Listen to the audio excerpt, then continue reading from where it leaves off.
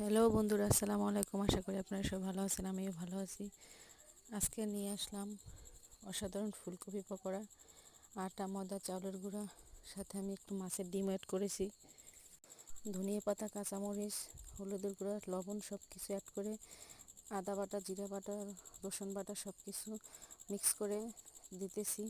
আমি ওদিকে ফুলকপি হালকা হলুদ দিয়ে ফুলকপিটা সিদ্ধ করে নিয়েছি।